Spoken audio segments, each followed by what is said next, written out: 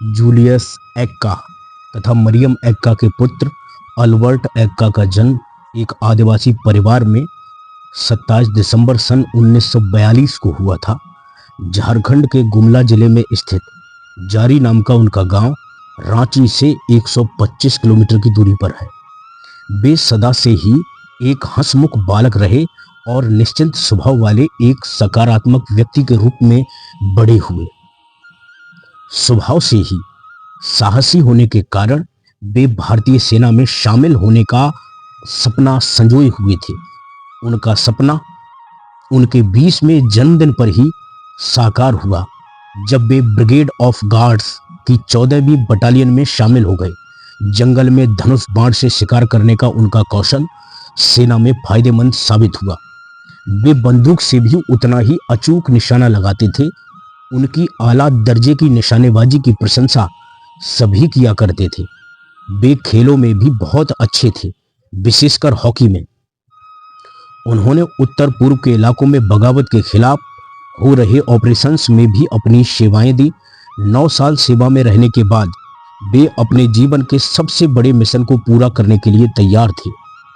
जब सन 1971 की जंग शुरू हुई, तब भारतीय सेना पूर्वी तथा पश्चिमी मोर्चों पर भी लड़ रही थी। भारतीय दस्तों के लिए बांग्लादेश में अपने मुख्य उद्देश्य तक पहुंचने का मार्ग बनाने हेतु गंगा सागर का युद्ध महत्वपूर्ण था। इस युद्ध में भारतीय सेना की जीत में लांस नायक अल्बर्ट एक्का का योगदान अपूर्व था। सन 1971 की लड़ाई के दौरान 14 गार्ड्स नामक बटालियन को गंगा सागर में दुश्मन के एक मोर्चे पर कब्जा करना था, जो कि पूर्वी मोर्चे पर अगरतला त्रिपुरा से 6 किलोमीटर पश्चिम में था। यह जगह ढाका से जुड़े एक महत्वपूर्ण रेलवे लिंक पर थी। अपनी रणनीतिक अवस्थिति के कारण वह चौकी दुश्मन के द्वारा एक गढ़ के रूप में तब्दील कर ली गई थी। वह पूरा का पूरा इलाका बुरी तरह खुदा हुआ था, लेकिन गंगा सागर पर अधिकार करना ही वह चाबी थी जिससे ढाका के मार्ग में आने वाले अखौरा पर अधिकार किया जा सकता था। इसलिए 14 गार्ड्स ने दुश्मन के ठिकानों पर 3 दिसंबर की रात को आक्रमण कर दिया।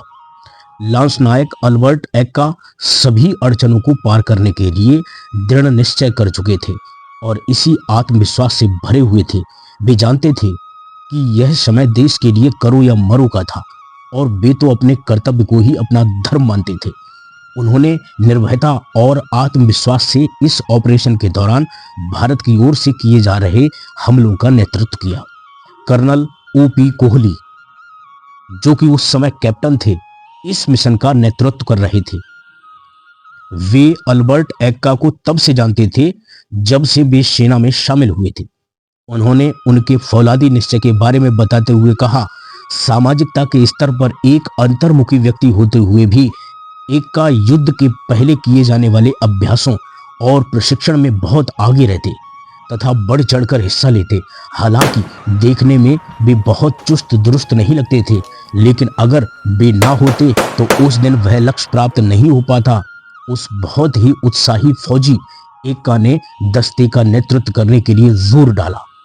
जब वे एक पाकिस्तानी प्रहरी की ओर से गुजरे, तब मैं उनसे कुछ ही फीट की दूरी पर खड़ा था। कौन है वहां? प्रहरी ने इस तरह चुनौती दी और एक्का ने अपनी संगीन तानते हुए हमला करने से पहले जवाब दिया, तेरा बाप। अपनी जान पर खेलते हुए लांस नायक अल्बर्ट एक्का ने अकेले ही दुश्मन की अच्छी पकड़ वाली 2 जगहों को ध्वस्त करते हुए ऑपरेशन को एक अच्छी शुरुआत दी। ब्रिगेड ऑफ द गार्ड्स के आदर्श वाक्य पहले हमेशा पहला को चरितार्थ करते हुए, यानी कि पहला हमेशा पहला को चरितार्थ करते हुए उन्होंने हमले का नेतृत्व किया। उन्होंने शीघ्रता पूर्वक 2 बंकरों का सफाया कर दिया और एलएमजी को ध्वस्त कर दिया। लगातार हो रही गोलाबारी से बिना डरे वे दुश्मन की हदों के पार पहुंच गए। इन नजदीकी मुठभेड़ों के कारण गंभीर रूप से घायल होने के बावजूद वे अपने दस्ते के उद्देश्यों के लिए अथक रूप से काम करते रहे। उन्होंने जल्दी ही एलएमजी को ध्वस्त कर दिया। इस मिशन के दौरान उन्होंने हमारे कई दुश्मनों को रास्ते से हटा दिया। और अपनी अंतिम सांस तक बहादुरी से लड़ते रहे। उनके साहसिक कारनामों ने उनके साथियों की जान बचाई और उनके अगले लक्ष्य तक पहुंचने में उनकी सहायता की। गंगा सागर में मिली हार ने दुश्मन को अखौरा को छोड़ने पर विवश कर दिया। जल्दी ही भारतीय टुकड़ियां ढाका की ओर अपनी विजय यात्रा पर अग्रसर हो गईं। 29 साल के इस युवा फौजी ने स्वेच्छा और पूरे समर्पण के साथ देश के लिए अपनी जान कुर्बान कर दी। उन्हें पूर्वी मोर्चे पर अपने साहसी कार्यों के लिए मरणोपरांत परमवीर चक्र से सम्मानित किया गया।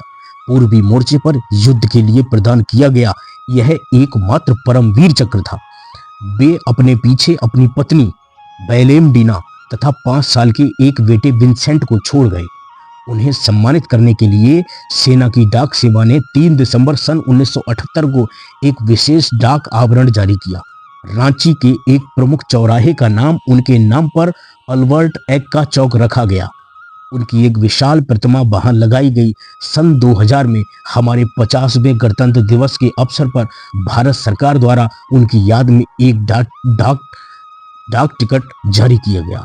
उनके गृह जिला गुमला में एक ब्लॉक का नाम उनके नाम पर अल्बर्ट एक्का ब्लॉक रखा गया। जय हिंद।